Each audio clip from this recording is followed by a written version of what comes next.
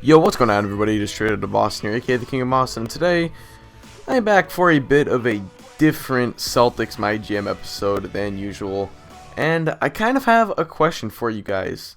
It's about which way we kind of want to do this thing. Now, in the NBA, there's always kind of the standard of you're a bad team, you want to get worse, you want to tank, you want to acquire assets through draft picks or trade those draft picks, acquire other assets, other young players or whatever. You know, there's kind of that whole deal of things, and you always want to avoid NBA purgatory, which is just kind of being in the 7-8 seed every year. Not really good enough to ever be a contender, but not bad enough to ever acquire a high enough draft pick that you'll kind of get a franchise difference maker. So that's kind of the standard, but here's the thing about the Boston Celtics. In real life, they've started out 11-14 now in the NBA season after a win on Friday night against the New York Knicks. And, you know, they're kind of, with Brad Stevens, he's been such an effective head coach, and with the Eastern Conference being as bad as it is, and especially the Atlantic Division, you know, there's kind of this whole thing where it's going to be harder for them to kind of do poorly and get worse to get better, so to say. So I kind of want to pose that question to you guys. So what do we want to do here? We have two options, obviously. We have option one, get better. Simple as that.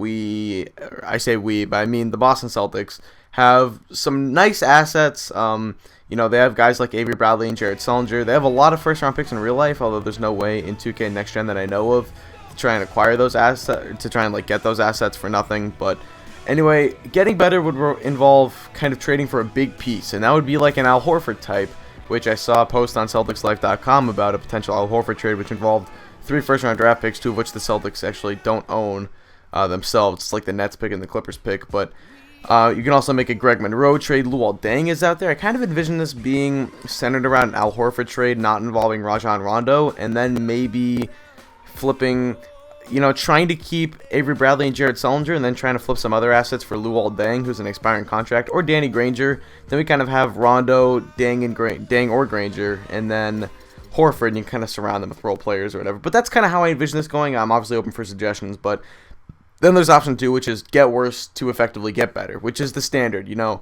Trade away Rondo, trade away Jeff Green, trade away our good players, try to acquire a bunch of assets, rebuild for a year or two, get a couple nice draft picks, get some players to the draft who have team control, who will be under team control for the first 7 years of their career, and then see what you can do from there. Now, like I said, I didn't actually say this. I said this when I tried to record the commentary the first time around. But here's the big Rondo trade that I think I would end up doing. I would try to squeak out 2 first-round draft picks from the Magic for this, which I think I have a way of being able to do. So I would trade Rondo for like 2 first-round draft picks, try to trade Jeff Green for maybe another pick or another young player or something. But anyway, here's the thing about getting better. We have the Gerald Wallace contract, and that is really, really, it's going to be hard to kind of surround, like, let's say Rondo and Al Horford or Joakim Noah or something, surround those two with good, you know, really good role players. Now, the thing about those players is Rondo and Horford on very affordable contracts. Rondo is up after 2015, Horford's through 2016, so those are kind of very affordable contracts for players that we're building around.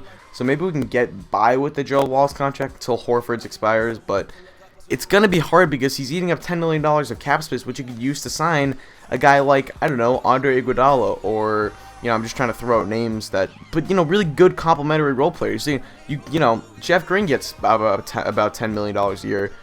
You're replacing Jeff Green with Gerald Wallace. That's hard to do. So, you know, I can see it both ways. I almost want to do both and just kind of see how it goes, but we have to choose an option here. So I'm going to ask you guys. There's going to be a poll code in the description. I want you guys to go vote. It's not, you know, if one of them wins by like 30 votes, it doesn't mean I'm going to go with that. I just want your guys' opinion on this because I want to know what you guys want to see as the viewers. But that's pretty much it. So let me know quickly, and I'll try to get the next episode out very shortly, and we'll kind of decide on our plan at that point. But this is a big time right now. We have a lot of unhappy players on our team. We need a plan. We need to decide what we're going to do. We need to act instead of react. We need to just have a plan in place for how to rebuild this team into the championship contender that it once was. So let me know, guys. Go vote in the poll code description. If you guys have any trade ideas or thoughts, let me know in the comment section below. Trying to keep it realistic here. But yeah, anyway, so thanks for watching, guys. Hope you did enjoy. It doesn't matter. Peace.